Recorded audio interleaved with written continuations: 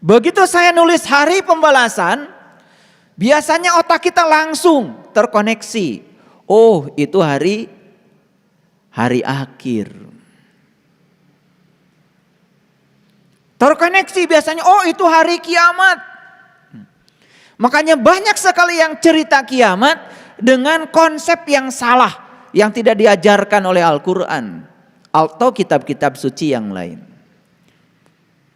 Saya heran sampai hari ini, qiyam itu sendiri artinya bangkit. Qiyam itu sendiri artinya adalah berdiri. Qiyamul lail artinya bangkit tengah malam. Tapi kenapa ketika kita cerita kiamat, kebanyakan otak kita berpikir tentang kehancuran alam semesta ini. Itu yang saya sampai sekarang gak ngerti. Memang cerita kiamat itu ditandai dengan gunung-gunung diperjalankan. Manusia diterbangkan seperti anai-anai. Itu bahasa simbolik. Anai-anai itu siraru. Anai-anai itu tinggalnya dalam kegelapan, di lubang. Dan begitu musim hujan, anai-anai keluar dari lubang. Apa yang dicari anai-anai? Lampu. Dengan sayapnya yang tipis dia terus mengejar sampai pada cahaya. Begitu tiba pada cahaya, patah sayapnya, jatuhlah anai-anai dan mati.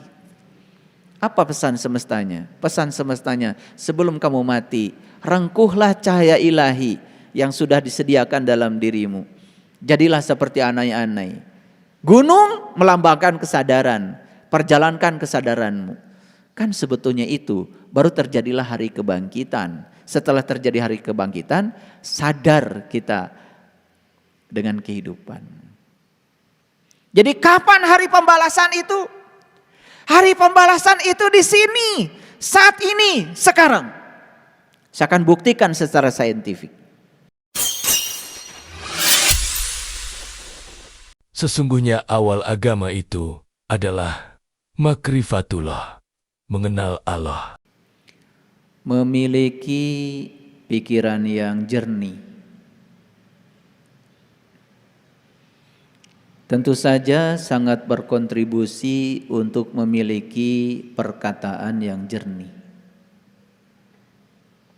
Sangat berkontribusi untuk memiliki tindakan yang jernih. Pikiran itu adalah pelopor. Pikiran itu adalah awal dari segalanya. Pikiran itu adalah pencipta segala hal. Siapapun yang memiliki pikiran yang jernih, kata-kata yang jernih, tindakan yang jernih, maka kebaikan semesta yang akan datang kepada dirinya itu seperti bayangan yang tidak akan pernah berpisah dari tubuh. Itu sebuah kepastian. Sebaliknya, mereka yang memiliki pikiran yang keruh, bisa jadi pikiran keruh itulah bibit lahirnya kata-kata dan tindakan yang keruh. Kekeruhan pikiran yang telah melahirkan perkataan dan perbuatan yang keruh tentu saja akan menimbulkan kekeruhan bagi semesta ini. Kepastian penderitaan yang akan datang kepada orang yang memiliki pikiran yang keruh itu seperti roda delman mengikuti kuda yang menariknya. Kemanapun dia pergi, pasti akan mengikutinya. Itulah kepastian dari semesta. Oleh karena itu beruntunglah orang-orang yang sudah memiliki pikiran yang jernih. Dan pikiran yang jernih dilahirkan oleh jiwa yang suci. Maka Quran memberikan apresiasi, beruntunglah mereka yang berhasil menyucikan jiwanya. Dan merugilah mereka yang gagal untuk menyucikan jiwanya. Yang berhasil menyucikan jiwanya pasti akibatnya menjadi bahagia. Yang gagal menyucikan jiwanya, akibat yang pasti adalah dia akan menderita. Oleh karena itu, kita beruntung sekali mendapatkan kesadaran untuk selalu menjadi yang terbaik untuk jiwa kita. Tetapi tidak merasa diri setiap saat menjadi yang terbaik. Merasa diri yang terbaik akan membuat kita tidak akan naik kelas untuk menjadi yang terbaik. Hanya perasaan saja.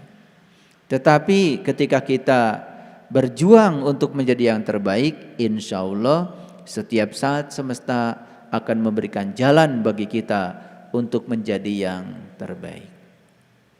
Oleh karena itu, berada di majelis ilmu semacam ini merupakan karma agung yang diberikan semesta untuk orang-orang yang terpilih. Mari kita puji Dia bersama-sama membaca hamdalah.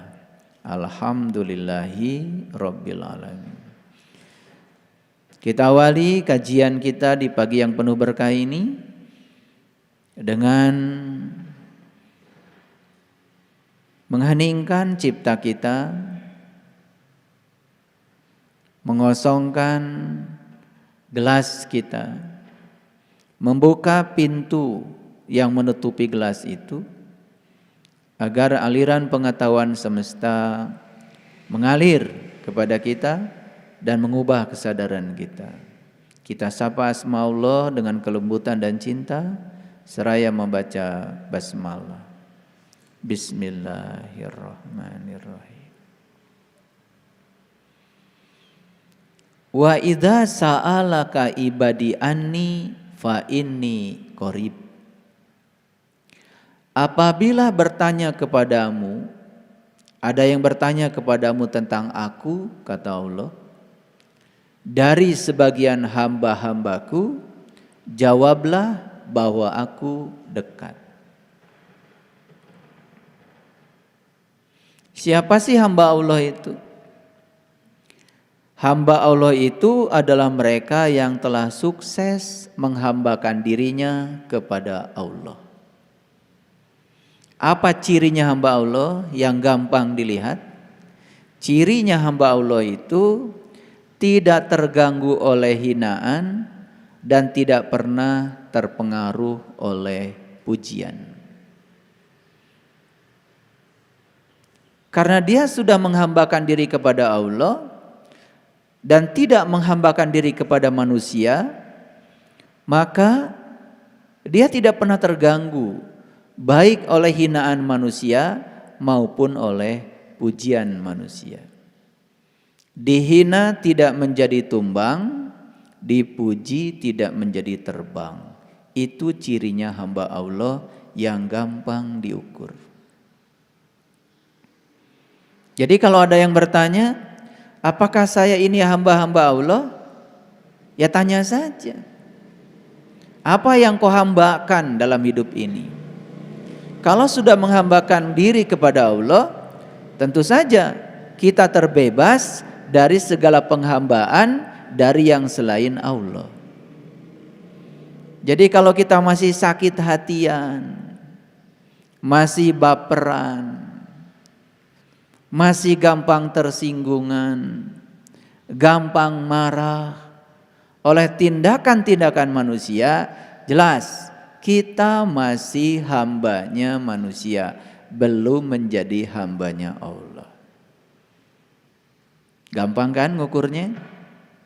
Jadi saya kasih ukuran-ukuran yang jelas, instrumen yang bisa mengukur diri kita dengan jelas. Jadi hamba Allah itu adalah mereka yang sudah sukses berdamai dengan dirinya sendiri. Oleh karena itu maka cinta kasih semesta yang diberikan kepada leluhur kita, maka leluhur kita membuka menteratas jalan untuk menjadi hamba Allah. Lalu lahirlah berbagai macam agama. Dan agama itu adalah jalan. Apa sih agama yang terbaik? Agama yang terbaik adalah agama yang mengantarkan penganutnya menjadi lebih baik. Apa cirinya penganut agama itu menjadi lebih baik? Cirinya saya kasih sederhana. Dia mampu memperlakukan semua makhluk dengan baik. Ulangi ya. Agama yang terbaik adalah agama yang mengantarkan pemeluknya menjadi lebih baik. Ciri pemeluk agama yang terbaik tentu saja sederhana. Mampu memperlakukan semua makhluk dengan baik. Bahkan tanpa memandang agamanya. Itu ukuran yang kedua. Sederhana kan? Nah, jadi hari ini di awal pertemuan ini saya akan memberikan ukuran-ukuran, instrumen untuk mengukur. Jadi kalau tadi ukuran yang pertama, saya ini hamba Allah atau bukan? Ukur. Kalau kita masih terganggu oleh hinaan dan pujian manusia, berarti belum menjadi hamba Allah. Yang kedua, apakah saya ini sudah menjadi umat yang terbaik dan memeluk agama yang terbaik? Kuntum khaira ummatin. Sederhana, apakah saya sudah memperlakukan semua makhluk dengan baik?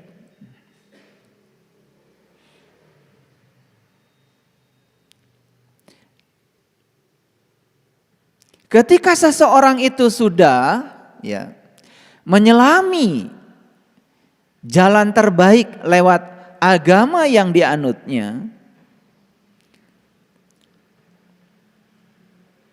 maka dia akan mendapatkan berkah ilmu. Berkah ilmu yang akan mengantarkan seseorang mencapai kesadaran. Ketika dia sudah mendapatkan berkah ilmu yang mengantarkan dia mencapai kesadaran, maka puncak tertingginya adalah dia menjadi sangat toleran. Jadi jangan heran ya, kalau orang-orang yang tidak toleran itu sebetulnya karena ilmunya sedikit. Yang kedua, kesadarannya rendah. Jadi intoleransi selalu lahir dari mereka-mereka yang semacam itu.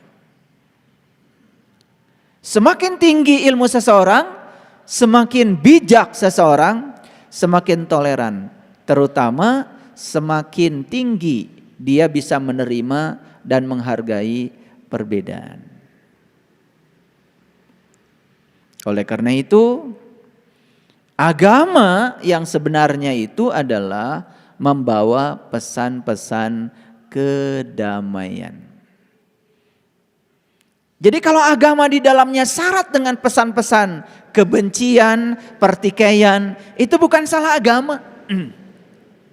Itu salah si pembawanya memahami kedalaman dan intisari dari agama. Hari ini, di sini, sekarang, dunia ini sedang butuh agama yang ramah, bukan agama yang marah.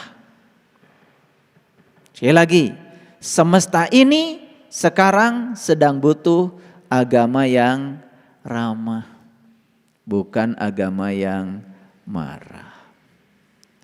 Jadi kalau orang beragama tapi marah-marah, ada yang salah itu.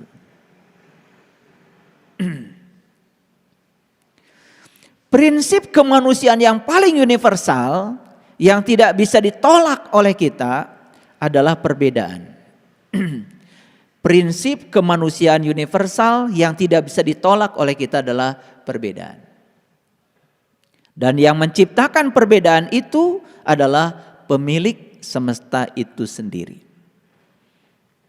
Makanya diciptakanlah perbedaan itu li ta'arofu, untuk saling mengarifi, untuk saling menghormati, untuk saling mengenal.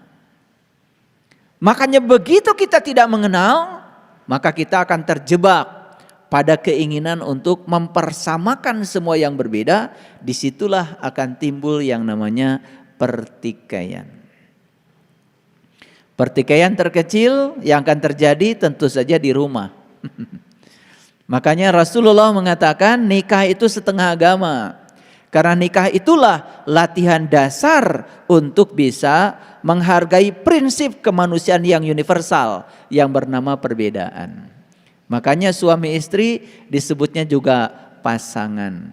Pasangan jelas kiri kanan, pasangan jelas berbeda. Makanya siapapun yang mencoba ingin menyamakan perbedaan, bersiap-siaplah untuk memasuki cekcok dan pertikaian yang tidak akan pernah ada habisnya. Ya toh?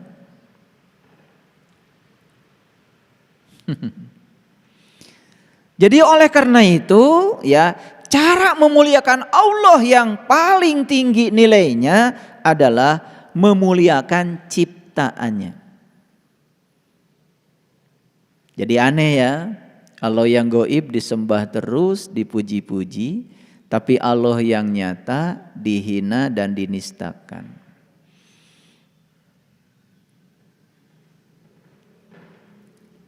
Cara menolong Allah yang luar biasa adalah menolong ciptaannya yang butuh pertolongan. Jadi Allah yang maha segalanya tidak membutuhkan pertolongan kita. Allah hanya menginginkan kita menolong orang-orang yang butuh pertolongan. Yang lemah ekonominya, tolong sama yang kuat. Yang kegelapan, tolong sama yang sudah terang. Yang belum sadar, tolong oleh mereka yang sudah sadar. Yang penuh dengan kebencian, tolong oleh mereka yang sudah berlimpah cinta kasih dan welas asihnya. Itu saja sebetulnya. Dan siapa yang berhasil menolong orang yang butuh pertolongan, dia sebetulnya sudah menolong Allah. Ini kunci-kunci ya yang saya sampaikan, kunci-kunci yang akan penting untuk memasuki kajian kita hari ini. Oleh karena itu kalau kita lihat di sini saya sudah menulis judul kajian kita hari ini, judulnya Hari Pembalasan. Ini dasar-dasarnya, instrumennya yang harus dimiliki oleh kita semua. Jadi oleh karena itu, esensi agama tidak terletak pada pakaian yang dikenakan. Tapi esensi agama terletak pada akhlak yang dilakukan. Ya. Awas jangan terjebak ya. Karena terkadang kita terlalu sibuk ngurusi pakaian. Apalagi mau lebaran, pakaian apa yang cocok buat silaturahim.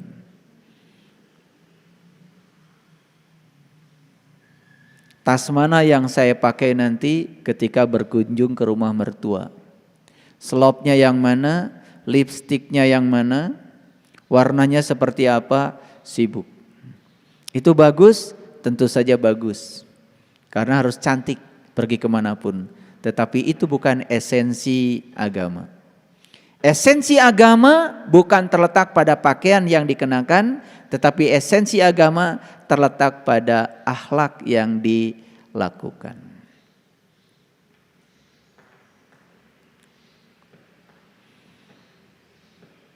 Kenapa saya bicara ini di awal pertemuan ini? Karena banyak yang tidak sadar. Kalau ditanya siapa yang kamu pertuhankan, jawabannya Allah. Tetapi di prakteknya yang dipertuhankan adalah agama. Siapa orang yang menuhankan agama? Apa cirinya? Cirinya sederhana.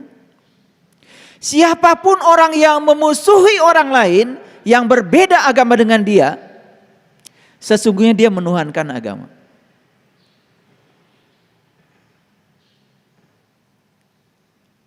Siapapun yang memusuhi orang lain yang dianggap melanggar moral, dia benci pada orang lain yang dianggap tidak bermoral oleh dirinya, sebetulnya dia sudah menuhankan moral.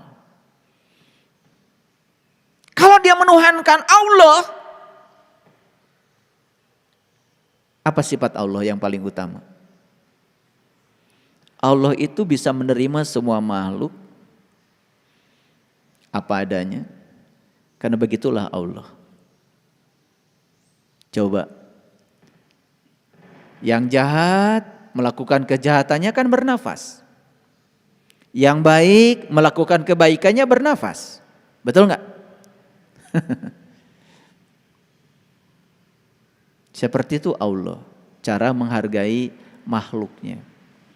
Dan sama sekali Allah tidak pernah membeda-bedakan. Cinta kasihnya beliau itu tanpa batas pada semuanya. Kita aja terkadang sering kegeeran karena rajin melaksanakan ritual agama, seakan-akan kalau kita dapat kebaikan itu akibat dari kebaikan kita. Sombong sekali. Semua kebaikan yang Allah berikan kepada kita adalah hadiah, bukan karena kebaikan kita. Dan semua kebaikan kita bukan untuk Allah, untuk kita sendiri. Sekali lagi, semua kebaikan kita tidak ada yang untuk Allah. Semua kebaikan kita untuk diri kita sendiri.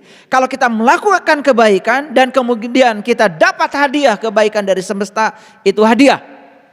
Dan Allah memberikan apapun pada kita tidak atas nama kebaikan atau keburukan kita, tapi hadiah.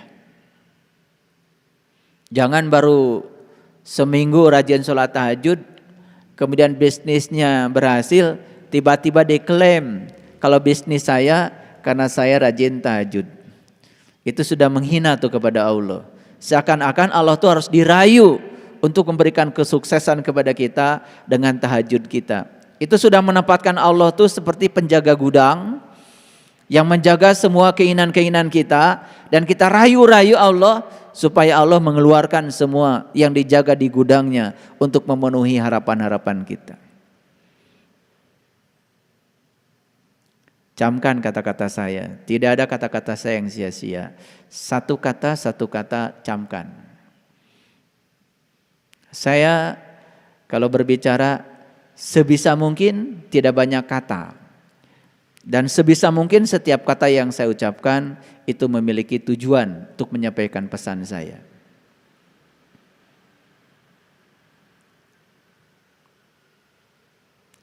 Tetapi jangan lupa, ini hukum alam. Sebaik dan sebenar apapun tingkah laku kita, tetap saja si pembenci akan ada. Setuju? Sebaik dan sebenar apapun tingkah laku kita, si pembenci tetap saja ada. Kenapa mereka ada? Supaya kita waspada. Kalau semua orang pro pada kita, bisa lupa kita. Itulah cinta kasih semesta yang luar biasa untuk mengarahkan kita supaya eling dan waspada. Oleh karena itu, jangan kecil hati ya. Saya rasanya sudah melakukan tindakan yang benar, saya rasanya sudah melakukan tindakan yang baik, tapi kok orang-orang masih benci sama saya?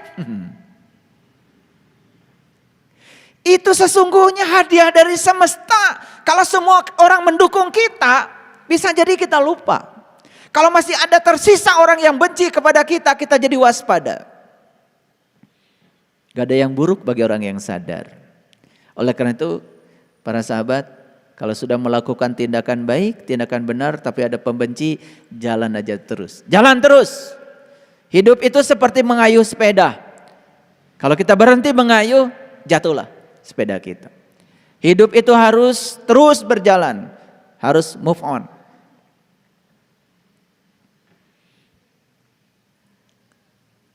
Oleh karena itu, saya mengajak para sahabat semua, mari kita mempercantik dunia yang sudah cantik ini. Itu yang dikatakan leluhur kita, memayu hayuning bawono. mempercantik semesta yang sudah cantik ini. Karena Allah sudah menciptakan semesta ini begitu cantik, dan tugas kita datang ke semesta mempercantik semesta yang sudah cantik. Gimana cara mempercantiknya? Berhenti bertikai, berhenti memecah belah, jaga kasih sayang, jaga persaudaraan, jaga persatuan. Keren tuh. Disitulah kita punya kesempatan untuk mempercantik semesta yang sudah cantik ini. Mau nggak semua berkontribusi untuk itu? Kalau mau, ayo. Kesempatan kita cuman saat ini, di sini, sekarang. Tujuan hidup yang sebenarnya adalah hidup itu sendiri. Mumpung kita masih hidup, maka disinilah kita punya kesempatan untuk berbuat. Karena begitu kita sudah tidak hidup, tidak ada ranah kejadian di luar kehidupan. Baik, sekarang saya akan masuk pada topik kita hari ini. Judulnya Hari Pembalasan. Begitu saya nulis Hari Pembalasan, biasanya otak kita langsung terkoneksi. Oh, itu hari akhir. Terkoneksi biasanya, oh itu hari kiamat. Makanya banyak sekali yang cerita kiamat dengan konsep yang salah, yang tidak diajarkan oleh Al-Quran atau kitab-kitab suci yang lain. Saya heran sampai hari ini, Qiyam itu sendiri artinya bangkit. Qiyam itu sendiri artinya adalah berdiri. Qiyamul lail artinya bangkit tengah malam. Tapi kenapa ketika kita cerita kiamat, kebanyakan otak kita berpikir tentang kehancuran alam semesta ini. Itu yang saya sampai sekarang gak ngerti. Memang cerita kiamat itu ditandai dengan gunung-gunung diperjalankan. Manusia diterbangkan seperti anai-anai. Itu bahasa simbolik. Anai-anai itu siraru. Anai-anai itu tinggalnya dalam kegelapan, di lubang. Dan begitu musim hujan, anai-anai keluar dari lubang. Apa yang dicari anai-anai? Lampu. Dengan sayapnya yang tipis dia terus mengejar sampai pada cahaya. Begitu tiba pada cahaya, patah sayapnya, jatuhlah anai-anai dan mati. Apa pesan semestanya? Pesan semestanya, sebelum kamu mati, rengkuhlah cahaya ilahi yang sudah disediakan dalam dirimu. Jadilah seperti anai-anai. Gunung melambangkan kesadaran, perjalankan kesadaranmu. Kan sebetulnya itu baru terjadilah hari kebangkitan. Setelah terjadi hari kebangkitan, sadar kita dengan kehidupan. Jadi kapan hari pembalasan itu? Hari pembalasan itu di sini, saat ini, sekarang. Saya akan buktikan secara saintifik. Ayo, perhatikan saya. Kalau hari ini kita panen jagung, sebetulnya itu sedang mengingatkan saja bahwa 2-3 bulan yang lalu kita nanam jagung. Kalau hari ini kita panen pisang, hanya sedang mengingatkan saja bahwa setahun yang lalu kita tanam pisang. Kalau hari ini kita panen beras, 4 bulan yang lalu kita tanam beras. Jadi semua yang terjadi hari ini dalam kehidupan kita sebetulnya sedang mengingatkan apa yang pernah kita tanam di masa lalu. Ini hukum. Camkan dulu. Jadi siapa yang mengundang seluruh kejadian hari ini? Siapa yang mengundang seluruh peristiwa yang terjadi pada kita hari ini? Siapa? Kita sendiri. Jadi kalau begitu, semua peristiwa yang sedang terjadi dalam kehidupan kita hari ini, itu adalah tamu undangan. Kita sendiri yang mengundangnya. Aneh sekali. Kita sudah sebar surat undangan, dan surat undangan sudah sampai di tamu undangan, dan tamu undangan sudah datang memenuhi undangan, tetapi sang pengundang menolak semua yang diundangnya. Aneh? Aneh? Aneh. Ulangi sekali lagi. Semua hal yang terjadi dalam kehidupan kita hari ini, di sini, saat ini, sekarang, itu semua adalah undangan kita. Jadi kalau begitu, kapan hari pembalasan itu terjadi? Sekarang. Semua yang sedang terjadi sekarang adalah hari pembalasan. Balasan dari apa sih? Balasan dari sebab yang kita ciptakan. Ulangi. Balasan dari apa? Balasan dari sebab yang kita ciptakan. Jadi balasan itu apa sesungguhnya? Balasan itu adalah akibat. Ulangi. Ada sebab, ada akibat. Ada aksi, ada reaksi. Jadi balasan itu adalah akibat dari sebab yang kita ciptakan. Kapan terjadinya hari pembalasan? Berlangsung setiap saat, berlangsung setiap waktu. Bahkan sekarang hari pembalasan itu sudah terjadi. Baik, kita buka slide pertama. Bisa lihat semua ke sini? Silakan lihat. Cukup besar ya. Sebab baik akan mengakibatkan akibat baik. Dan ujungnya adalah kebahagiaan. Sebab buruk akan mengakibatkan akibat buruk. Dan berujung penderitaan. Jadi kenapa saya bahagia sekarang? Itu hari pembalasan. Dari sebab baik yang sudah kau ciptakan. Kenapa saya sekarang kok menderita? Itu hari pembalasan. Dari apa? Dari sebab buruk yang sudah kau ciptakan. Sesederhana itu. Itu yang kemudian sering disebut dalam bahasa tradisi lain dengan hukum karma. Kalau kita mengenal Yaumiddin, hari pembalasan. Jadi beda bahasa saja.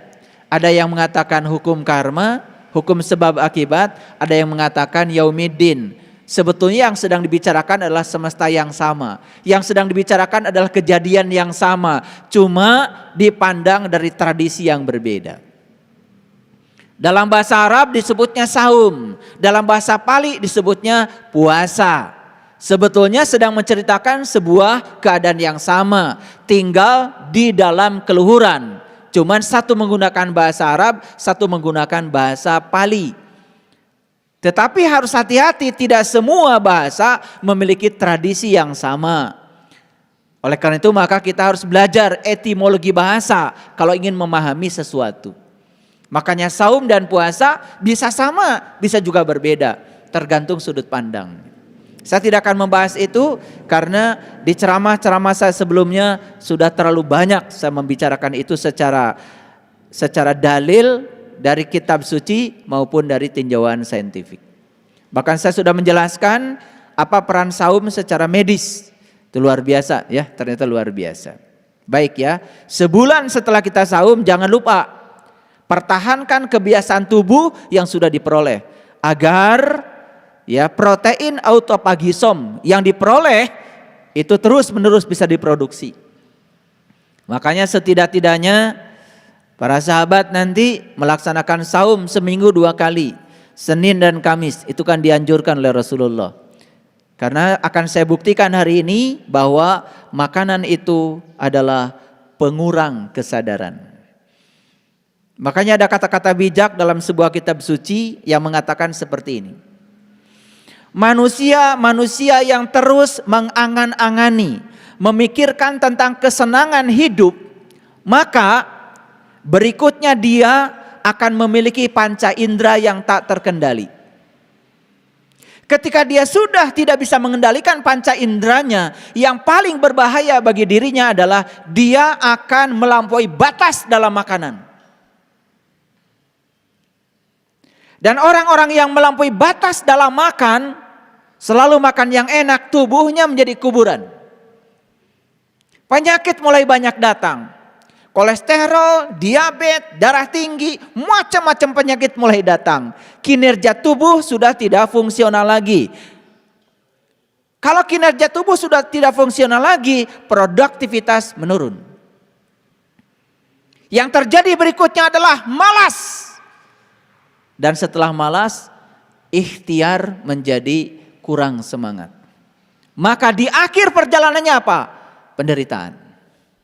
Itu persis seperti angin yang akan merubuhkan pohon yang kuat. Sekuat apapun pohon, kalau anginnya kencang, rubuh juga. Jadi perhatikan orang-orang yang semacam itu. Sebaliknya orang-orang yang sudah berhenti mengangan-angani kesenangan hidup, dan sudah bisa mengendalikan seluruh panca inderanya, dan dia bisa mengendalikan kebiasaan makan yang berlebihan, berkeyakinan teguh dalam hidupnya, maka yang terjadi apa? Dia akan penuh dengan ikhtiar, dia akan penuh dengan upaya. Maka saya yakin dia itu seperti batu karang yang sulit untuk dihancurkan oleh angin sebesar apapun. Angin sebesar apapun bisa meruntuhkan pohon yang kokoh. Tetapi angin sebesar apapun tidak akan bisa meruntuhkan batu karang. Kita harus punya atap yang tebal. Kalau atap kita terbuat dari alang-alang dan jarang atapnya, begitu hujan turun pasti bocor. Tapi kalau kita punya atap dari alang-alang, tebal atapnya, sebesar apapun hujan turun, gak bocor. Jadi kita ini sering bocor. Karena apa? Karena kita tidak memiliki pertahanan. Disinilah sebenarnya perannya agama. Makanya agama harus mengantarkan kita dalam dimensi spiritualitas. Supaya kita punya ketangguhan. Nah, yang saya sampaikan tadi itu adalah ciri-ciri manusia tangguh tadi. Bisa mengukur dirinya. Baik para sahabat. Sebab baik diakibatkan oleh niat baik. Sebab buruk diakibatkan oleh niat buruk. Jadi kalau kita berbicara hari pembalasan, berbicara tentang karma, kunci utama adalah niat. Kenapa? Saya katakan tadi, niat menghasilkan pikiran. Pikiran menghasilkan kata-kata. Kata-kata menghasilkan perbuatan. Itu mekanismenya. Jadi semua berawal dari niat. Jadi oleh karena itu saya berani mengatakan bahwa sebetulnya penentu hari pembalasan itu adalah niat. Jadi kalau karma adalah niat yang sudah menjadi perkataan, tindakan yang memenuhi hukum sebab akibat, maka setiap aksi pasti ada reaksi. Ayo lihat saya semuanya. Jadi semua yang sedang terjadi dalam kehidupan kita hari ini adalah buah yang harus kita panen dari tanaman kita sendiri. Pertanyaan saya satu, siap menerima hasil panen? Siap menerima hasil panen? Siapa yang menanam? Anda. Siapa yang memanen? Anda. Kenapa siapnya? Siap.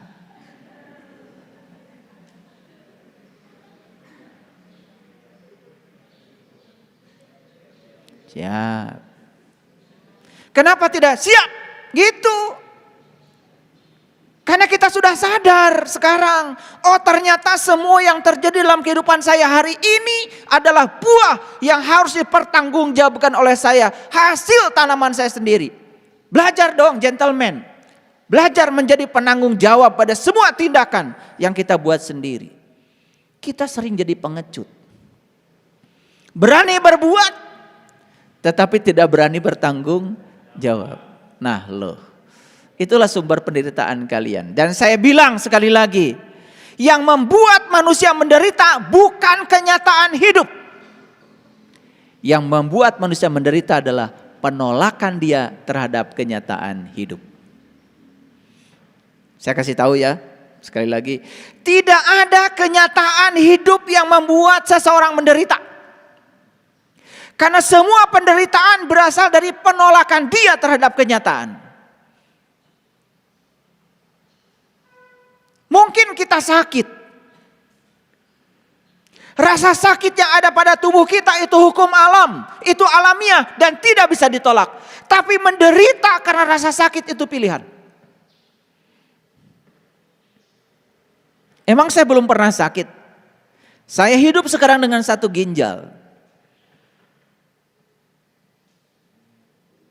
Itu pelajaran yang sangat luar biasa untuk hidup saya. Dan saya harus kehilangan ginjal kanan saya. Sakit itu alamiah. Ketika dioperasi, dikeluarkan, dirobek-robek perut kanan sebelah kanan ini. Dan kemudian dijahit bagian dalam. Kata dokter ada puluhan, bahkan mungkin saja lebih dari puluhan pembuluh darah yang harus diikat kembali. Karena itu ginjal, bagian yang sangat penting untuk saluran darah. Kata dokter, saya harus istirahat 3 bulan. Saya istirahat 3 hari, alhamdulillah. Sampai di rumah kering. Saya yang cabut selang-selangnya semua, dan saya yang ngurusi semuanya sendiri. Karena gak ada yang berani lihat luka dari sini menganga sampai sini. Seminggu setelah itu saya pergi ke Samarinda. Ada kajian di sana. Waktu itu Samarinda dari Balikpapan belum ada jalan tol seperti sekarang. Dan saya pergi dari sini ke Balikpapan, dari situ kemudian jalan 5 jam ke Samarinda. Sampai di sana saya tidak berkurang aktivitas saya. Karena saya sudah tahu ilmunya. Sakit itu alamiah. Rasa sakit yang kita terima bisa kita jadikan sebagai penderitaan, bisa juga tidak. Saya cuma mendengar aja suara tubuh saya. Dan saya berterima kasih, tubuh saya masih bisa bicara lewat sakit. Karena dengan itu saya mengerti bahasanya. Setelah itu rubah total cara hidup saya. Mohon maaf, saya sudah tidak tertarik lagi dengan makanan seenak apapun. Sepanjang itu tidak saya butuhkan.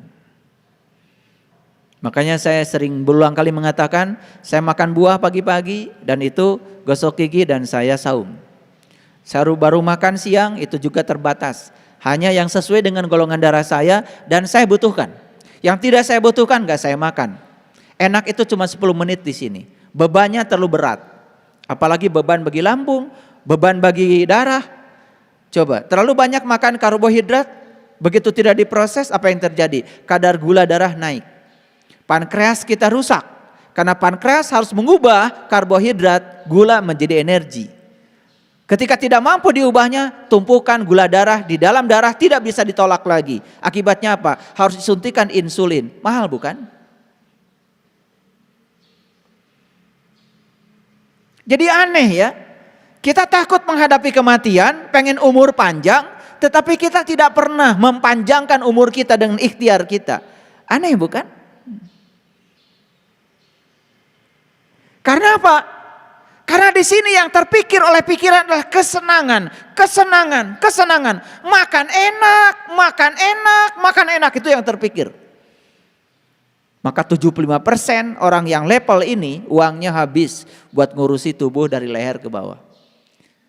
Mungkin 25% pun tidak ada buat dari sini ke atas. Beli buku yang bisa mengembangkan pengembangan diri. Beli buku yang bisa menginspirasi agar hidup menjadi lebih berkualitas, mungkin jarang. Coba saya tanya, sebulan sekali aja mungkin kita gak pernah beli buku itu. Jatuh? Gak apa-apa, ya sekarang banyak yang gratis di YouTube. Ceramah saya udah saya blast, gratis. Dan kalau para sahabat mendengarkan kajian-kajian saya, kemudian membaca buku yang terbaru sekalipun tentang pengembangan diri, itu sudah masuk di situ. Itu artinya apa? Artinya saya sudah merespon semua buku itu. Ada buku apa yang terbaru? Pasti saya tahu. Dan saya belanja buku itu. Tetapi buku itu tidak saya baca. Sekedar dibaca. Saya praktekkan dulu. Kalau sudah jadi pengalaman saya ceramahkan. Kalau belum jadi pengalaman itu namanya katanya. Sebagus apapun kata buku, kalau itu belum jadi pengalaman itu masih kata orang. Dan saya tidak pernah menceramahkan apa kata orang. Yang sudah saya sampaikan adalah yang sudah saya riset menjadi pengalaman pribadi saya. Itulah untungnya para sahabat. Modalnya kan dikit kan? Cuma telinga toh? Iya. Ya kuota lah. Pakai modal kuota sedikit. Tetapi effortnya kan tidak lebih besar daripada saya. Jadi hukum aksi reaksi itulah yang disebut dengan hukum pembalasan. Ini saya sedang meluruskan pemahaman, karena begitu cerita hari pembalasan, seakan-akan pembalasan itu diakumulasi, nanti katanya kemudian kita dibakar oleh api yang menyala-nyala dalam neraka, begitu? Tidak. Karena pembalasan itu harus setimpal. Kalau Anda mencubit di dunia kepada orang, Anda harus dicubit orang di dunia. Biar sakitnya sama. Ngerti? Anda menipu orang di dunia pada saat masih hidup, rasa sakit yang Anda timbulkan pada orang yang Anda tipu harus dirasakan Anda di dunia juga. Oleh karena itu maka jangan heran kalau kita datang ke sini sekarang di kehidupan kita untuk menyelesaikan utang-utang kita. Dan utang kita akan diselesaikan di kehidupan. Karena kita menciptakan utang di kehidupan, bukan? Sakit yang kita timbulkan kepada makhluk lain akan datang dengan sakit yang sama.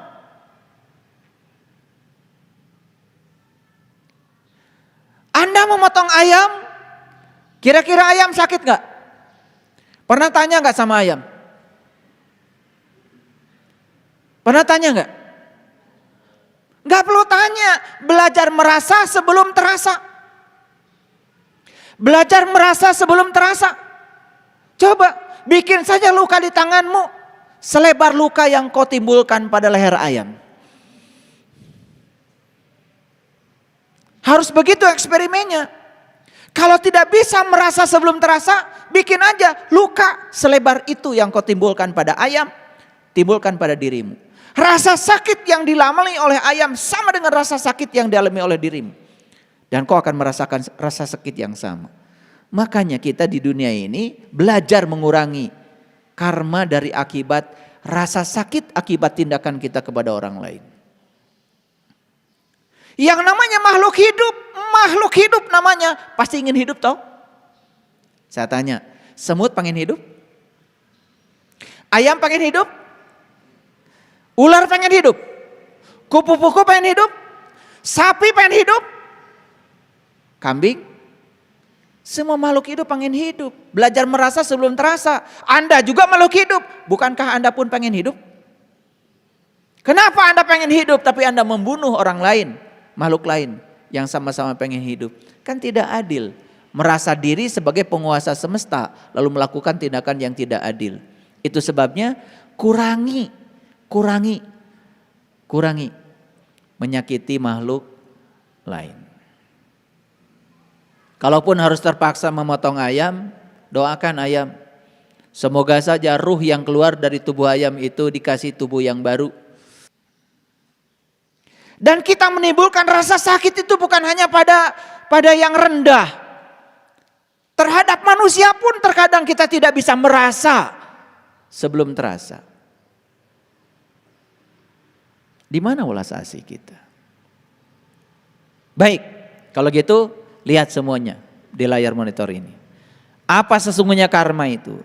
Karma adalah suatu bentuk tanggung jawab atas kehidupan seseorang yang harus kalian selesaikan. Harus diselesaikan.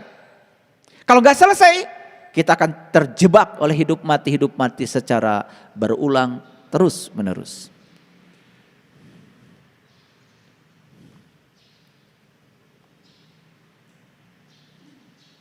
Ulangi, apa karma? Suatu bentuk tanggung jawab. Kata kuncinya gak usah dibahas semua, dihafalkan repot nanti jadi pusing. Tanggung jawab aja. Jadi tanggung jawab itu berarti apa? Semua kehidupanku hari ini yang sedang aku jalani adalah tanggung jawabku. Aku yang harus menjamunya, aku yang harus menerimanya dengan penuh tanggung jawab. Karena apa?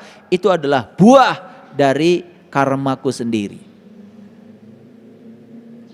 Udah siap belum? Siap belum? Yes. Kalau seperti itu sudut pandang kita, tidak ada yang akan kita tolak dalam hidup. Begitu sudah tidak menolak lagi, penerimaan kita terhadap kehidupan menjadi luas dan lebar. Saksikan saya, surga mulai mengalir dalam diri kita. Karena semua neraka yang kita ciptakan dalam kehidupan ini berasal dari penolakan. Begitu kita menerima semuanya, itulah yang disebut dengan pasrah total kepada kehidupan. Itu yang disebut dengan muslim. La tamutunna illa wa antum muslimun. Jangan kamu mati kecuali kamu sudah bisa menerima semua hal apa adanya. Itulah syarat mati. Makanya saya sering berulang kali mengatakan bahwa kesadaran terakhir seseorang mati akan menjadi kesadaran awal saat dia terlahir kembali. Hati-hati itu. Mati dalam penuh kebencian, nanti kamu juga lahir menjadi orang yang penuh kebencian. Kan jangan heran lihat anak-anak kecil. Ya, lahir ke dunia dari kecil aja sudah penuh dengan kebencian. Ada tuh anak. Dari kecil aja sudah membenci. Betul nggak? Banyak penolakan. Begitu ada yang tidak dia suka, dia marah. Dia itu kan sudah dibawa itu, sudah dibawa, ya. Bahkan menurut riset neuroscience tidak bisa dibantah lagi bahwa sel tubuh kita menyimpan DNA. Dalam satu DNA tubuh kita terdapat 3 miliar data yang harus kita selesaikan. Dalam satu DNA saja. Kita punya 100 triliun sel, berarti kita punya 100 triliun DNA. Satu DNA 3 miliar, sekarang 3 miliar kalikan 100 triliun. Berapa banyak data yang harus kita selesaikan dalam kehidupan ini. Nah loh. Tetapi kan tadi, sebab yang kita timbulkan tidak selamanya buruk toh. Ada sebab baik juga, maka ada akibat baik. Ada sebab buruk, ada akibat buruk. Karena karma itu tidak sekedar baik, tidak sekedar buruk, tapi dua-duanya. Ada baik dan buruk. Tugas kita adalah tanggung jawab terhadap semuanya. Begitu ada orang baik datang kepada kita, tentu saja kita senang.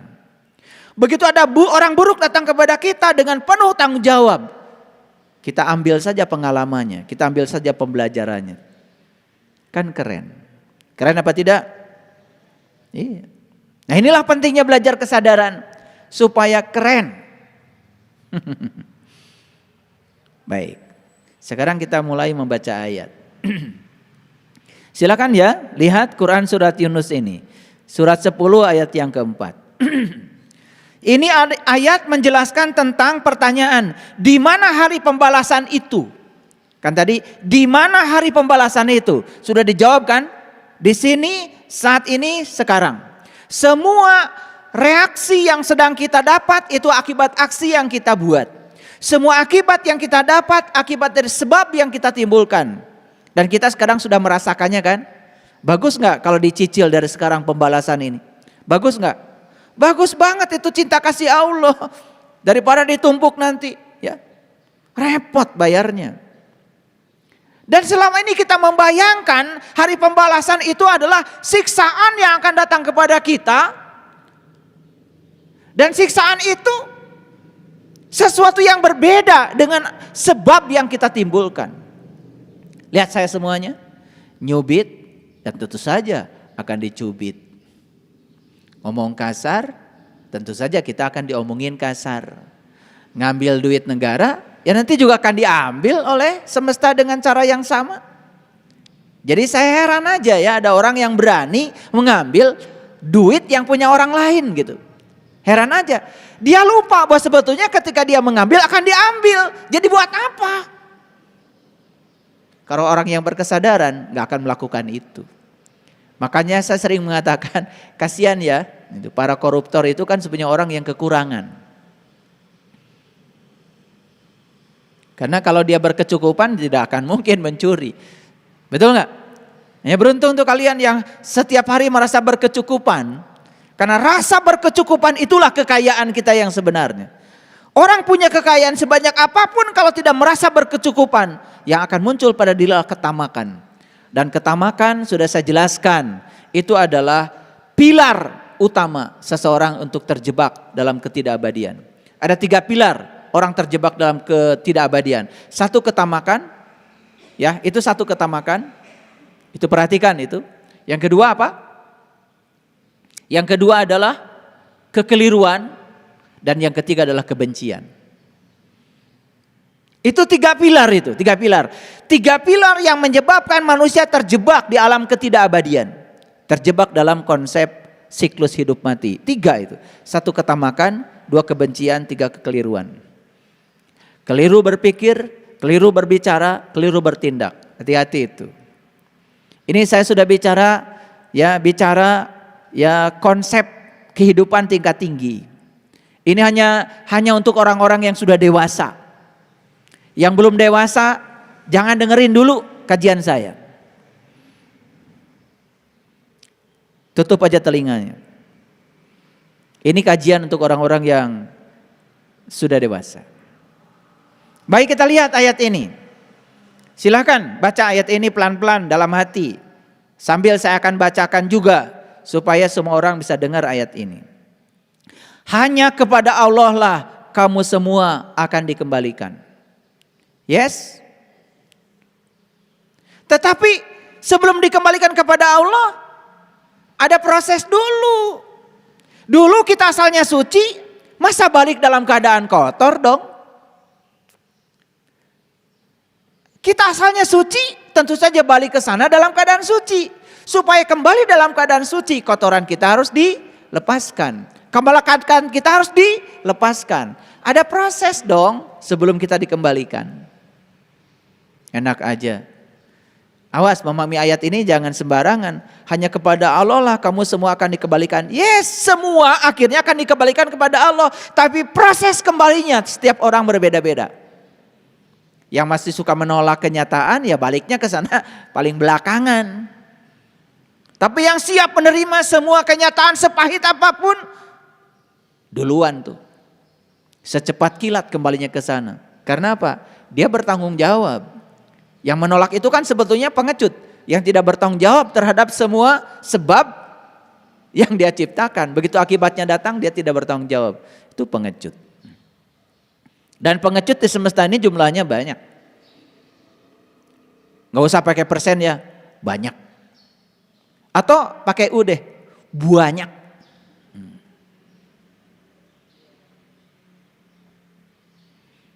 Ibadah sudah, sholat sudah, baca kitab suci setiap saat.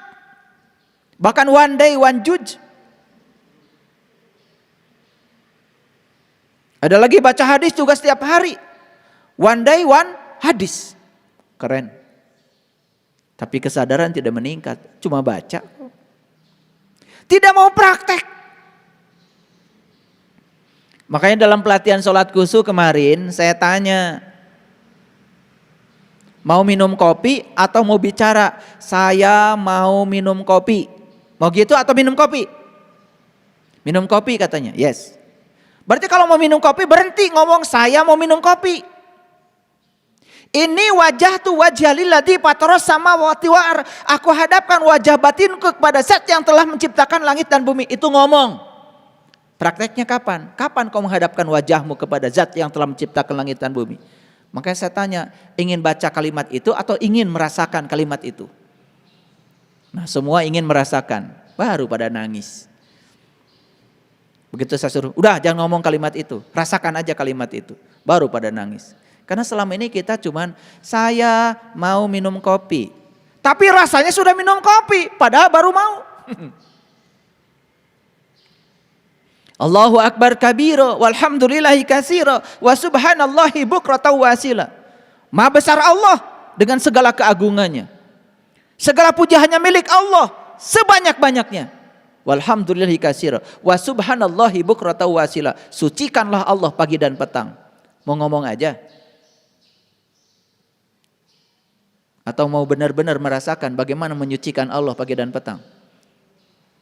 Praktekkan dong. Kita selama ini cuma jadi pembaca saja. Makanya banyak yang senang jadi pengamat. Betul nggak? Iya.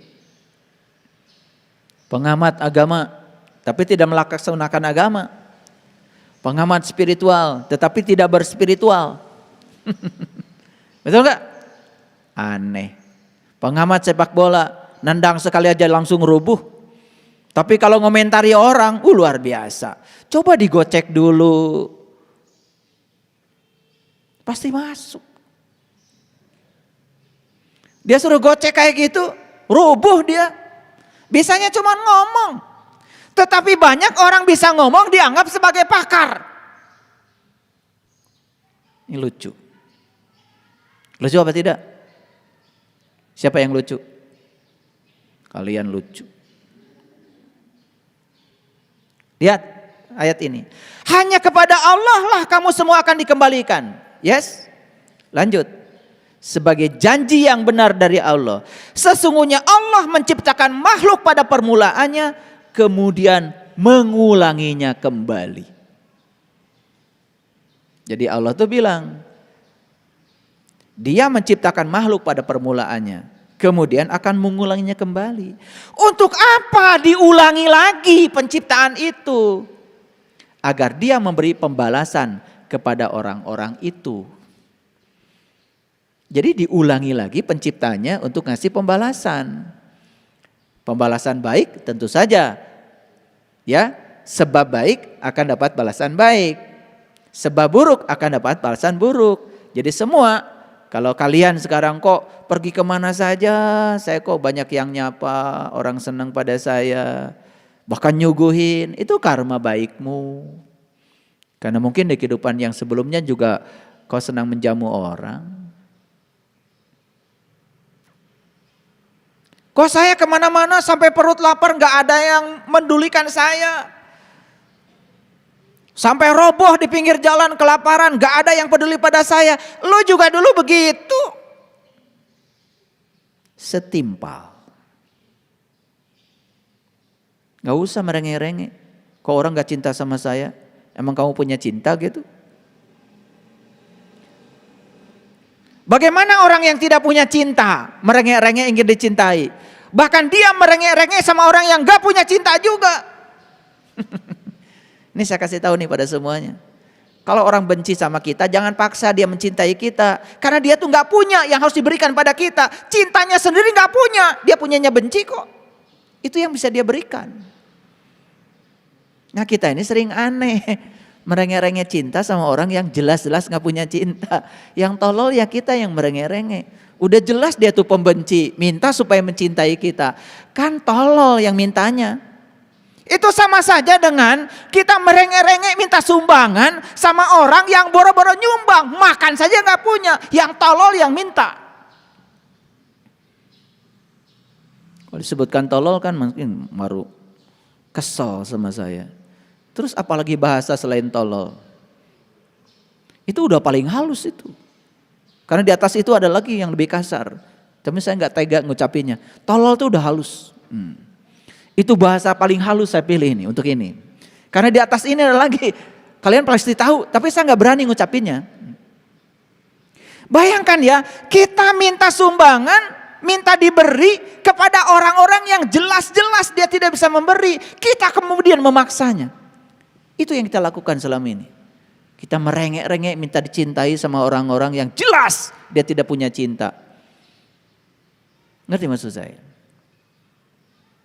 Jadi kalau dia itu memang pembenci, yang jangan diminta, tolong dong, jangan benci sama saya. Tolong dong, perhatian sama saya. Itu yang tolol tuh yang mintanya. Dia punya yang bisa diberikan cuman benci aja, karena dia punyanya benci kok. Paham? Lihat saya semuanya, hanya orang yang sudah tidak mengalami defisit cinta yang bisa mencintai. Siapa itu? Mereka yang sudah bisa mengakses sang sumber cinta yang ada dalam dirinya. Makanya kalau orang sudah kenal jati dirinya, dapat dipastikan ulas asihnya luar biasa. Dan orang yang belum kenal jati dirinya, dapat dipastikan kebenciannya juga luar biasa. Jangan paksa mereka untuk menjadi ulas asih, gak akan bisa. Ayo tangkap dulu kalimat ini. Untuk apa dikembalikan lagi? Untuk apa? Untuk menerima pembalasan. Makanya saya kasih cetak tebal itu hurufnya.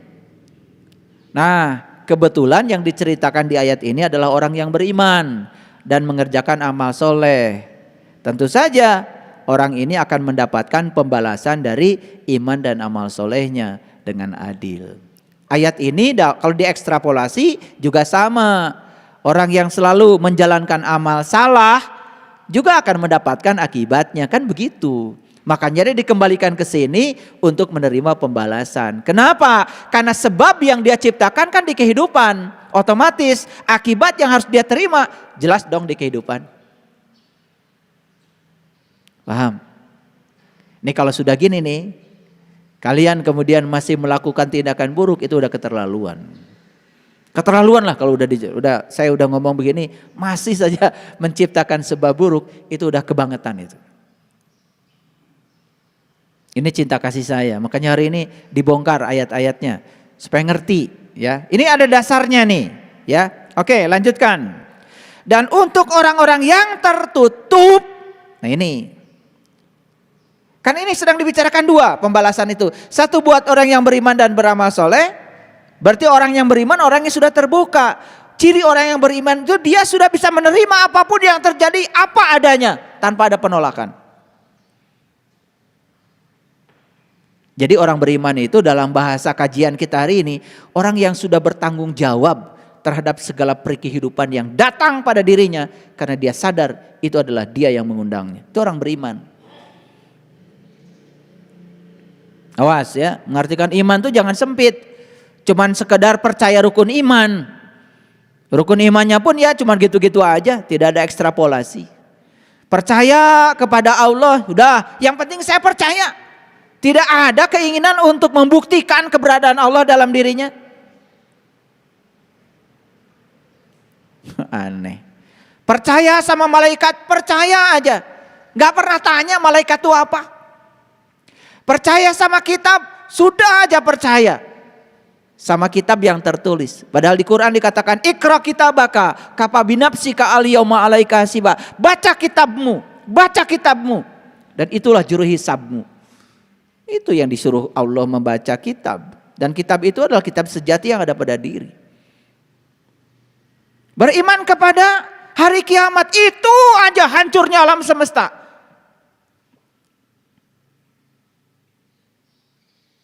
Kenapa sih? Beriman kepada kodo dan kodar. Gak ngerti juga apa itu kodo, apa itu kodar. Lihat saya semuanya. Kodo dan kodar itu adalah suratan kehidupan. Yang tercatat di DNA kita. Bawaan kita sendiri. Itu kodo dan kodar. Makanya kita datang ke semesta ini sudah membawa kodo dan kodar. Apa itu? Data karma yang kita bawa dari kehidupan yang kita ciptakan sendiri. Urai semua itu. Itulah kodo dan kodar. Dan kodo dan kodar yang menciptakan bukan Tuhan. Kita selama ini salah memahami. Da saya mah ku Allah ge tos dienas cenah. Calon jelema sangsara atos we abdi mah sakieu. Pengen punya Allah model gitu. Cing atuh ngaji teh kamajuan seutik. Saya dari kecil ya ketika bapak saya aja bilang begitu. Pokoknya nasib kamu sudah ditentukan oleh Allah. Terpercaya abdi mah Pak. Eta mah Allah Bapak. Saya punya keyakinan Allah saya tidak begitu. Saya yakin Allah saya menyediakan harta yang sama untuk semua orang. Menyediakan kebahagiaan yang sama buat semua orang. Menyediakan surga yang sama buat semua orang. Tidak ada yang ini ahli surga, ini ahli neraka. Yang menentukan bukan Allah, yang menentukan kita sendiri.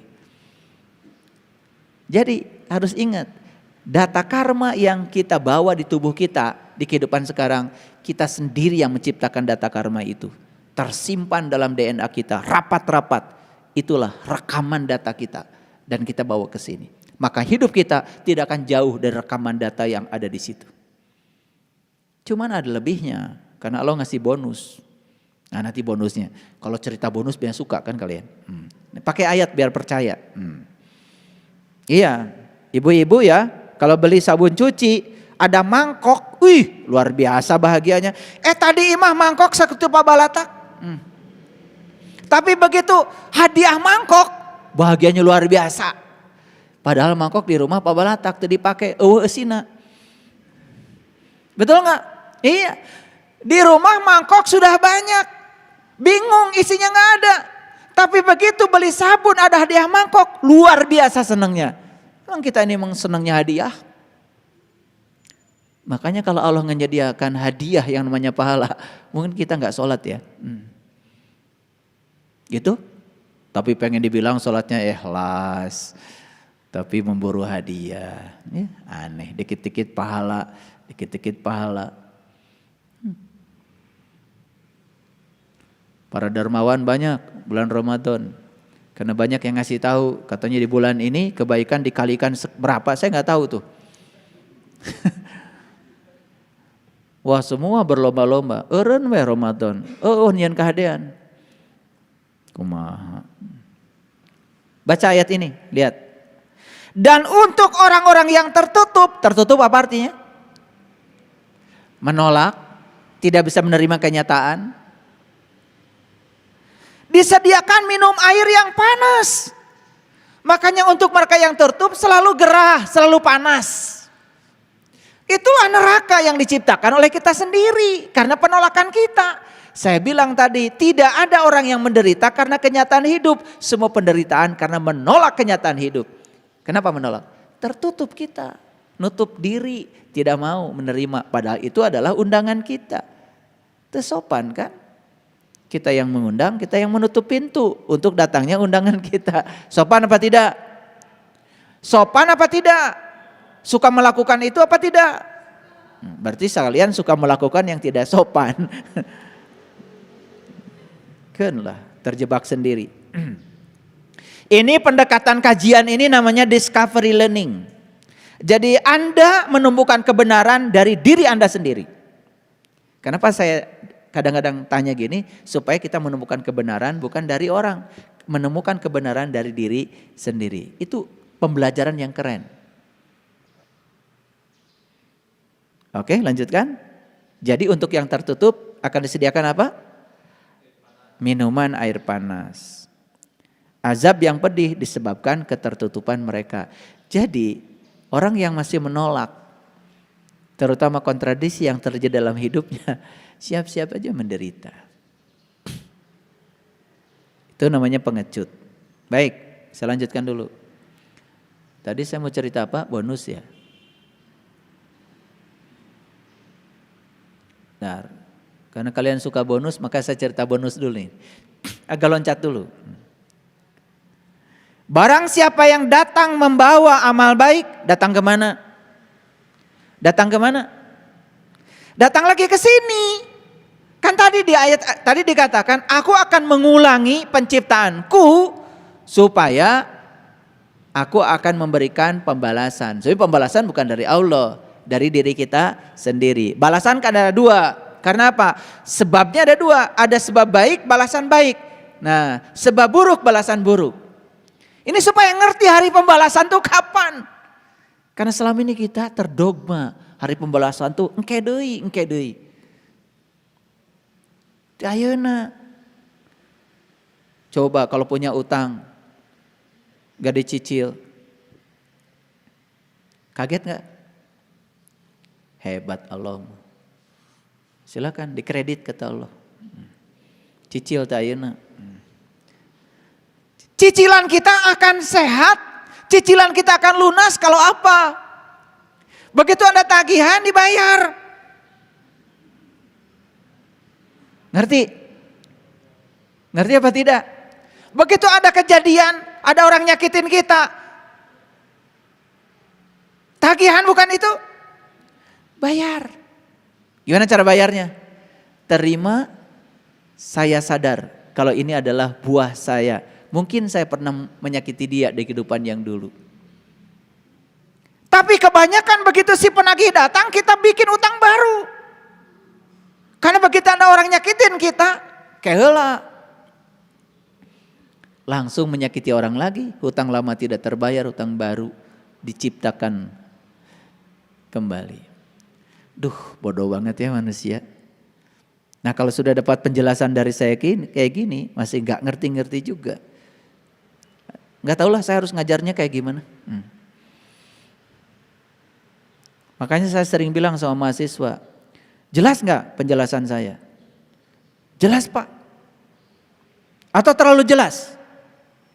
Karena terlalu jelas itu jadi tidak jelas. Coba, Melihat bintang siang hari, kan terlalu jelas. Kelihatan gak bintang? Nah itu bahayanya terlalu jelas begitu. Maka saya kalau menjelaskan hanya sampai jelas. Saya tidak pernah menjelaskan terlalu jelas. Karena terlalu jelas jadi tidak jelas. Ayo kita bicara bonus sekarang. Barang siapa yang datang membawa amal baik, datang kemana? Datang lagi ke sini mengulangi kehidupan. Tetapi dia membawa amal baik. Karma baik yang dia bawa. Maka baginya kebaikan 10 kali. Bonus bukan? Bonus bukan?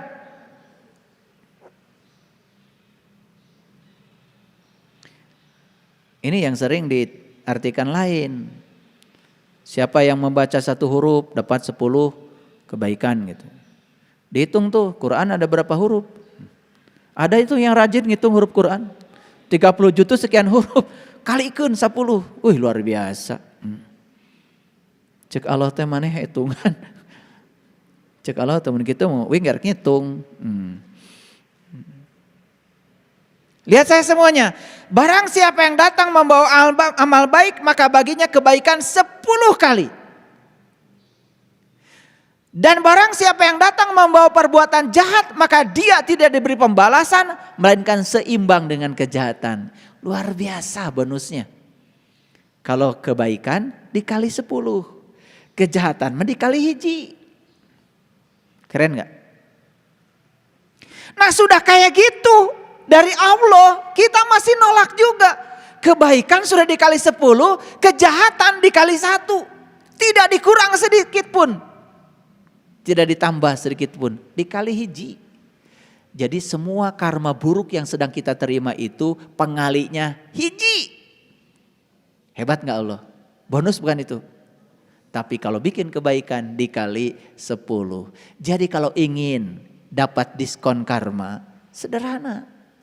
Perbanyak saja kebaikan. Tuh rumusnya sederhana. Jadi saya kalau mau ngasih rumus pakai dalil dulu. Kalau gak pakai dalil biasanya gak terima. Bonus bukan ini. Makanya semua agama, semua tradisi sama ujung-ujungnya. Kalau ingin berkurang ada diskon karma, perbanyak saja kebaikan. Di mana memperbanyak kebaikan? Kapan? Pintar kalian tuh kalau ngejawab. Sekarang ditanyain keadaan masih mikir kene. Itu kan cenah. Karasaan. Ya sekarang. Pertanyaannya tadi kalian bangun pagi. Punya rencana apa tentang hari ini? Mau bikin kebaikan apa hari ini? Mau bikin sejarah apa hari ini?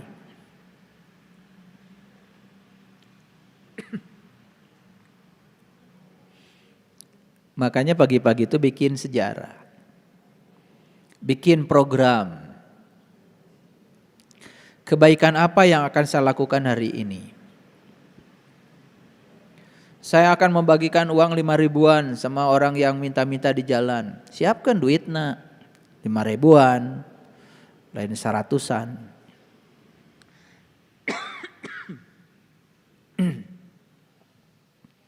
Gitu. Pertanyaan saya, jawab sederhana aja. Para sahabat, sekarang. Para sahabat punya kemampuan gak melakukan kebaikan sekarang? Tenaga? Kesehatan? Harta? Baju? Banyak apa dikit? Berapa lemari di rumah? Beras? Loit aya. Bro di juru, bro di panto. Ya. Sawah ge satungtung deuleu. Nu mana tuh nu teu kadeuleu.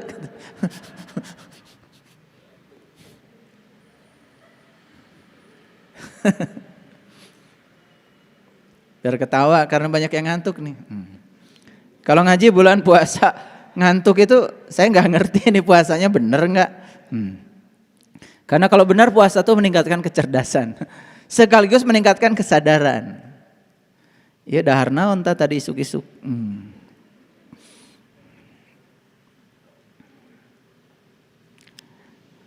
Ini rumus benar nggak bonus? Kalau kita datang ke sini bawa kebaikan, kebaikan yang kita bawa ke sini. Jadi kalau dulu ngasih makan 1 orang di kehidupan yang dulu, di kehidupan sekarang kita akan dikasih makan oleh 10 orang.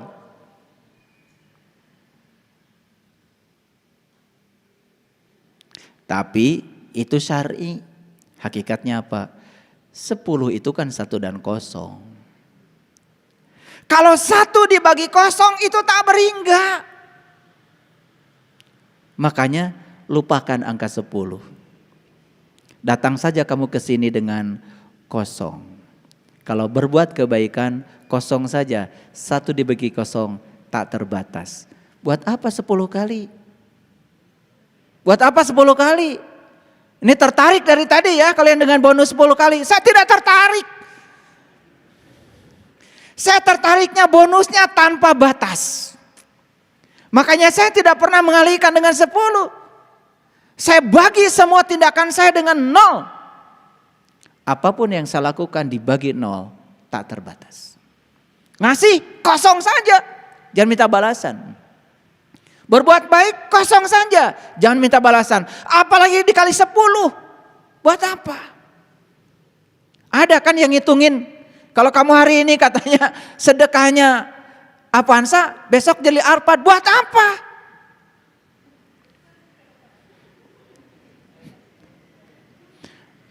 Tertarik Kak dikalikan 10? Jangan tertarik, karena ini adalah simbolik. Ini bukan matematika kita ya 1 kali 10 ya 10. Matematika Allah tidak begitu. Matematika Allah itu tanpa batas. Matematika Allah itu adalah 1 dibagi 0 tak terhingga. Makanya di Quran surat Al-Fajr, wal fajar walayalin asyr wasyafi wal matar. Kalau kamu sudah fajar, sudah sadar, kamu akan masuk asyr. Asyr itu 10. Maka di surat Al-Fajr ada kata 10. 10 itu artinya 1 dan 0. Dan 1 dan 0 itu adalah angka biner. Dan semua teknologi informasi sekarang didominasi oleh angka biner. 1 dan 0. Kalian hidupkan HP, itu 1. Kalian matikan HP, itu 0. Kok HP sudah dimatikan, malah tidak mati-mati? Itu konslet. Kalau yang benar itu 1 dan 0. Kalau HP, kalau kamu kirim gambar ke temanmu, klik, nggak akan salah. Pasti terkirim ke teman. Itu 1. Kalau nggak mau ngirim ya itu 0. Jadi dunia teknologi cuman 1 dan 0. Maka disebutnya angka biner. Itu angka digital namanya. Nah itu adalah angka spiritual. Karena 1 dan 0 itu adalah la ilaha illallah. La ilaha itu 0. Illallah 1. Yang mana yang bukan Allah? Semua juga Allah. Oh, tambah keren lagi. Kalau ngerti keren. Kalau tahu cara mengaplikasikan 1 dan 0 keren.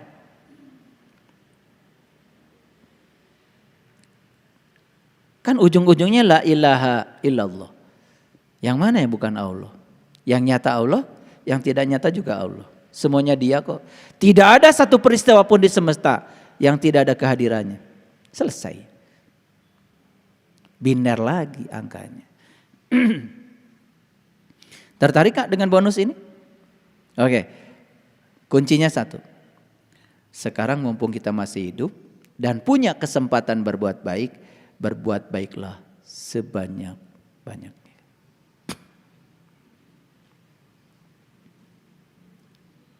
Bagaimana kita bisa menolong orang yang butuh kalau yang mau kita tolongkan pada dia tidak kita miliki?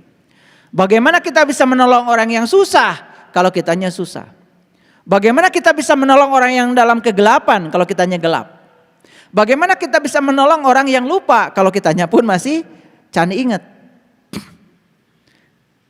Kuncinya 1. Kalau kalian ingin jadi penolong Allah, mulailah tolong dirimu sendiri. Tolong dirimu sendiri, tolong. Kapan? Sekarang. Ya, semangat hidup.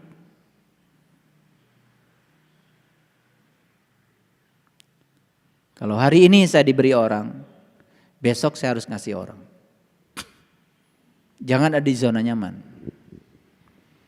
Hari ini saya ditolong orang, besok saya harus kembalikan pertolongan orang dengan cara saya menolong orang. Gitu. Banyak sekali yang mendidik orang dengan cara yang salah. Dulu saya tidak tertarik bikin panti asuhan, gak tertarik. Kalau kita cuma ngumpulin anak-anak yatim kemudian kita kasih makan. Mereka hanya menjadi orang-orang yang bergantung kepada pemberian kita. Dan kita mendidik yang salah. Sekolahkan mereka kalau mau. Makanya dulu saya di sini bikin sekolah gratis. Semua saya sekolahkan. Yang putus sekolah ikut PKBM. Ada paket A, paket B, paket C. Ini 2 tahun ya berhenti karena pandemi. Nanti kita mulai lagi. Ayo. Peluang dari Allah begitu terbuka. Terbuka apa tidak? Terbuka. Apa yang menutup peluang itu? Kemauan kita. Niat kita. Kalau nggak punya niat mungkin masjid ini juga nggak akan jadi. Kalau nggak ada niat. Makanya itulah niat. Jadi karma yang sebenarnya adalah niat. Catat itu supaya mengerti. Balik dulu ke atas. Baik, kita baca ayat ini. Ini Quran surat Ali Imran ya, ayat 161. Pembalasan itu setimpal dan adil. Pembalasan itu setimpal dan adil. Tidak mungkin seorang nabi berkhianat dalam sebuah urusan. Gak mungkin seorang nabi berkhianat dalam sebuah urusan. Nabi itu orang yang dapat ilmu untuk dirinya sendiri. Jadi nabi itu orang yang sudah dapat ilmu, yang sudah dapat berita besar. Barang siapa berkhianat dalam sebuah urusan, maka pada hari kebangkitan, ketika dia dihidupkan kembali, nih hari kebangkitan itu ketika dia dihidupkan kembali, berarti setelah diulang kehidupannya, ia akan datang membawa apa yang dikhianatkannya itu. Jadi kalau orang sekarang datang ke kehidupan ini membawa yang dikhianatkan oleh dia, ya dia akan dapat balasan dari yang dikhianatkannya itu. Jadi kalau sekarang dikhianati, lihat saya semuanya, kita dikhianati oleh siapapun di kehidupan yang sekarang, tapi terima. Berarti Anda pernah berkhianat pada orang itu di kehidupan yang dulu. Karena ayat ini mengatakan, ia akan datang membawa apa yang dikhianatkannya itu. Kemudian tiap-tiap diri akan diberi pembalasan tentang apa yang dikerjakan dengan setimpal. Tahu setimpal? Ya saya bilang tadi, kalau kita nyubit di kehidupan ini, kita juga akan dicubit di kehidupan ini. Sakit yang ditimbulkannya tidak akan dikurangi. Dan saya kasih tahu, tidak ada konsep penghapusan dosa. Yang ada tuh pengampunan dosa. Apa bedanya? Pengampunan dosa itu ya balasannya disegerakan. Jadi kalau kalian minta ampun sama Allah, ya Allah ampunilah segala kesalahanku. Siap-siap. Dan selama ini konsep kita di otak kita, begitu sudah minta ampun sama Allah, langsung dihapus gitu pakai tip X. Berarti bohong dong Allah di ayat ini mengatakan pembalasan itu akan setimpal. Yang bisa menghapus semua karma kita cuman kebaikan kita.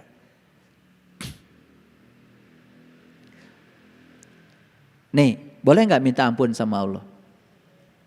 Boleh? Boleh lah. Tentu saja karena Allah Maha Pengampun. Tapi kan secara tidak langsung kita sedang tidak yakin ke Maha Pengampunan Allah. Kalau Allah Maha Pengampun, berarti Allah mah gak usah dimintai ampunan.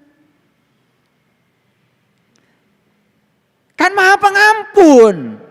Kan Allah bilang segala dosa sudah aku ampunkan kecuali satu, syirik. Innallaha la yaghfiru ayyushraka bih wa yaghfiru ma dzuna dzalika liman yasha. Segala dosa sudah aku ampunkan kecuali satu, syirik. Syirik itu kan berkhianat kepada Allah, selingkuh kepada Allah. Nah, selingkuh kepada Allah itu yaitu tidak bisa menggunakan kalimat la ilaha illallah dalam kehidupan, tidak bisa mengaplikasikan kalimat itu. Itu namanya selingkuh. Contoh selingkuh gampang. Ragu saja kepada Allah itu sudah selingkuh. Khawatir saja tentang hari esok itu sudah selingkuh.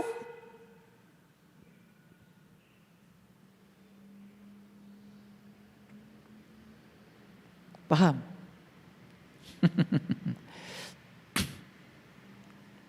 Jadi tiap-tiap diri akan diberi pembalasan yang setimpal. Tidak ada penghapusan dosa, yang ada pengampunan dosa. Ketika kita minta ampun kepada Allah, paling juga kata Allah, loh, yang bikin kesalahan kamu. Sekarang gilirannya kamu belajar bertanggung jawab pada akibat dari sebab yang kamu timbulkan sendiri. Baik kata Allah, besok dibalas. Itu aja. Paham? Ya lebih bagus diselesaikan sekarang kan? Mumpung masih hidup. Jadi kalau dicubit oleh orang sekarang tahu, oh dulu saya pernah nyubit, gak apa-apa.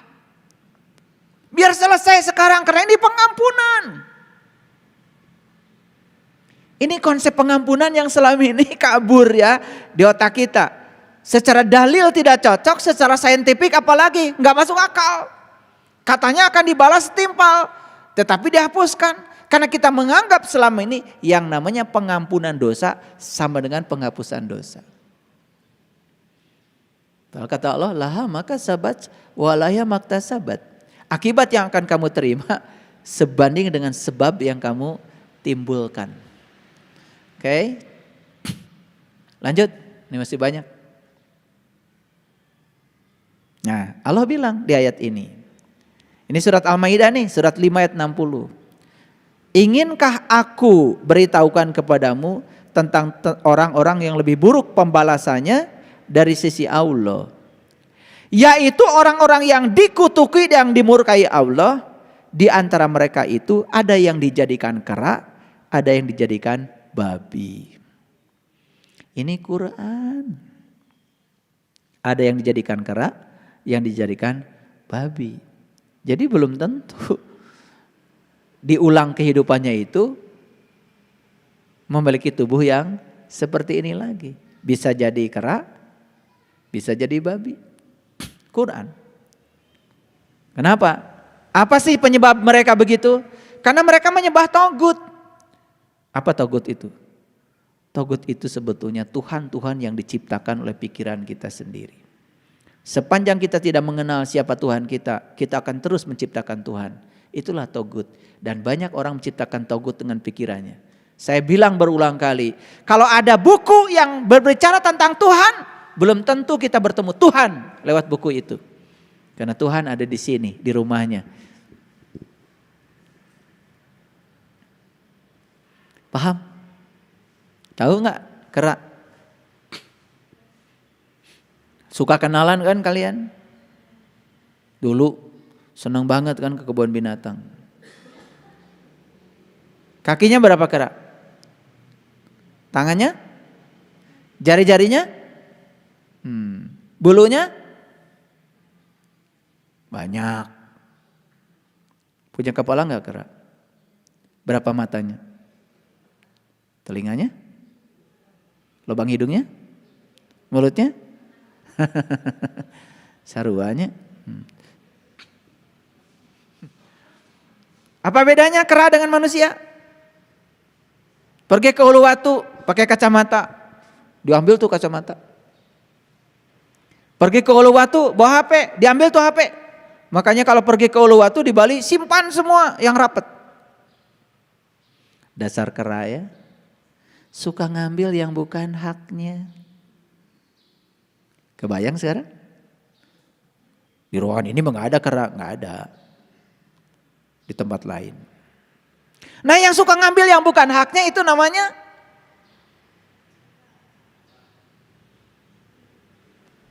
oik, oik, oik, oik.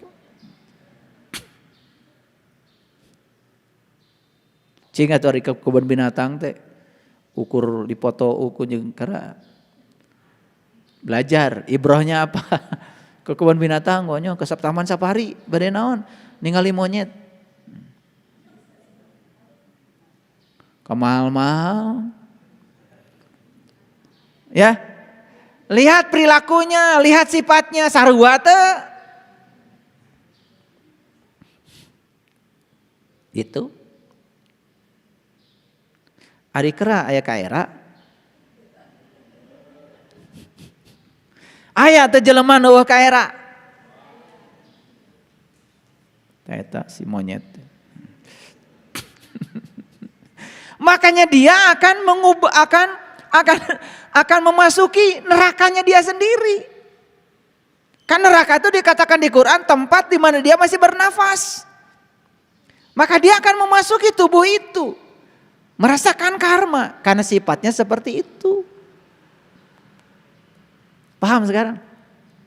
Nah, ayat ini mengisyaratkan kepada kita hati-hati dengan kehidupanmu. Jangan sampai sudah semulia ini kau memiliki kendaraan yang bernama tubuh, jangan sampai kemudian terlempar kembali ya ke derajat yang lebih rendah. Gitu. Nah, ini kan sudah dibahas tadi. Nah, karena sudah dibahas, kita lanjut kajian yang selanjutnya. Baik, kita lihat sekarang. Rasa sakit dibalas rasa sakit yang sama. Apa dasarnya? Lihat Quran surat Yunus lagi. Nah kalau tadi Yunus ayat 4, ini Yunus ayat 30. Di tempat itu, tahu tempat itu mana? Di tempat itu, tahu tempat itu mana? Ya tubuh. Tapi tempat itu bisa apa saja. Bisa tubuh ini, bisa juga tubuh yang lain yang tadi. Di tempat itu tiap-tiap diri merasakan pembalasan dari apa yang telah dikerjakannya dahulu. Di mana dia merasakan itu?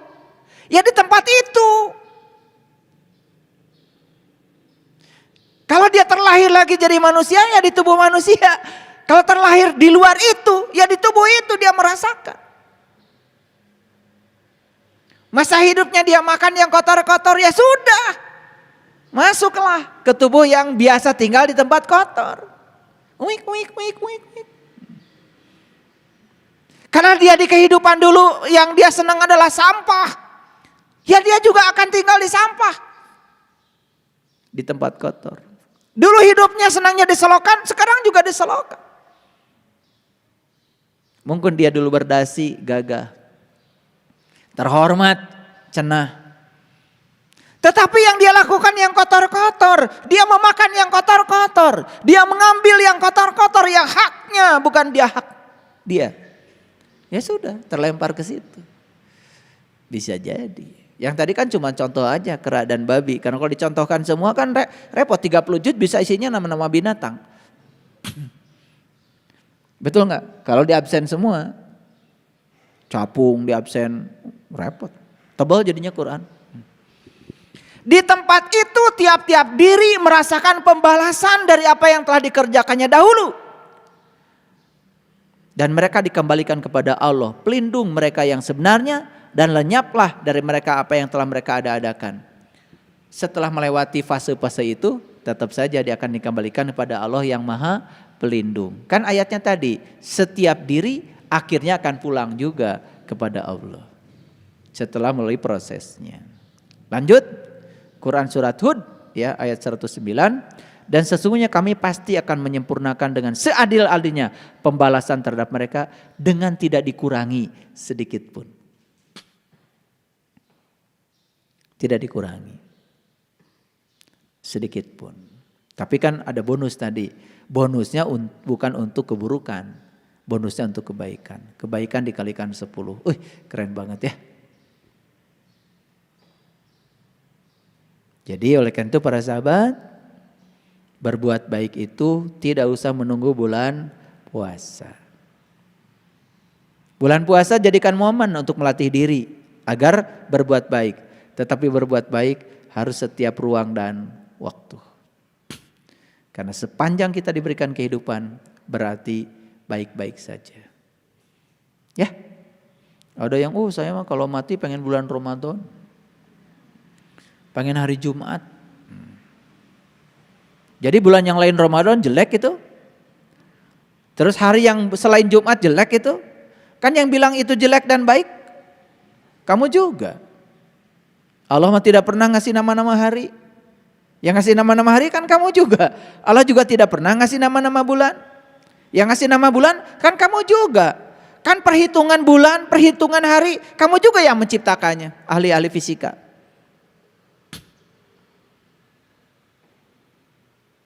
Allah nggak ikut campur urusan itu. Mau ngitung bulan pakai komaria, referensinya matahari. Mau ngitung bulan pakai komaria bulan, ya terserah kamu, suka-suka kamu. Tidak ada yang lebih mulia satu dengan yang lain. Ya, yang mulia itu yang bisa memanfaatkan waktu untuk kemuliaan itu aja. Iraha, ya kapan saja. Sudah mengerti sekarang hari pembalasan? Oh, pulang ke rumah jadi terang benderang sekarang. Oh, ini Yaumiddin itu. Itu sering dibacakan ketika sholat. Alhamdulillahi Rabbil Alamin Ar-Rahmanir Rahim Maliki Yaumiddin. Oh, ini hari pembalasan. Gitu. Nah, jadi raga manusia merupakan wadah dari berbagai kisah perilaku yang diperbuatnya pada zaman dahulu. Itu yang disebut dengan suratan kehidupan.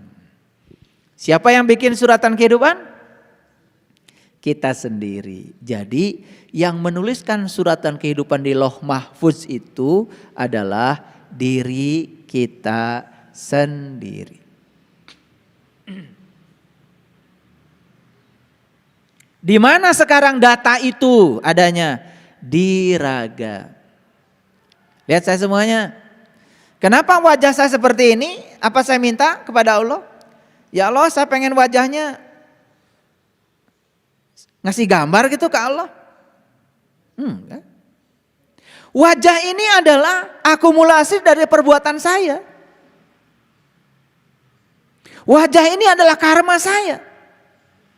Kalian wajahnya ada yang seperti ini, seperti itu adalah karmanya kalian. Jadi Allah itu tidak merekayasa. Sudah menciptakan alam semesta dengan hukum sebab akibat. Itu saja. Kenapa wajah saya seperti ini? Ya sudah. Karena raga manusia adalah wadah dari berbagai kisah perilaku yang diperbuatnya. Dan itu yang disebut dengan suratan kehidupan. Paham? Oh. Nampi ya Allah. Asal nama Allah nah abdi teh jadi pendek kieu. Ai batur jarangkung. Keur pendek teh abdi mah hideung ya Allah. Batur nya bule. Ngerti sekarang? Wajah kita pun, tubuh kita pun adalah cerminan, citra diri dari apa? Suratan takdir kehidupan. Nampi aya nama? Nampi? Nampi.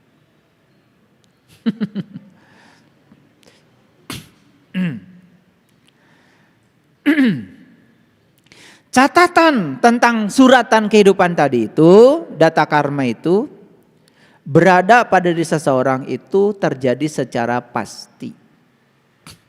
Karena alam semesta ini adil. Tubuh manusia adalah kumpulan data yang membungkus daya kehidupan.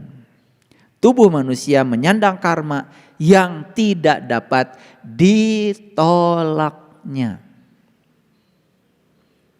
Bentuk tubuh, wajah, warna kulit dan sebagainya bukanlah sebuah halangan untuk menerima catatan kehidupan di masa lalunya. Sugan ieu mah geulis, koneng, mancung. Terhindar sugan dari karma? Tidak. Sugan ieu mah goreng, hideung, pesek.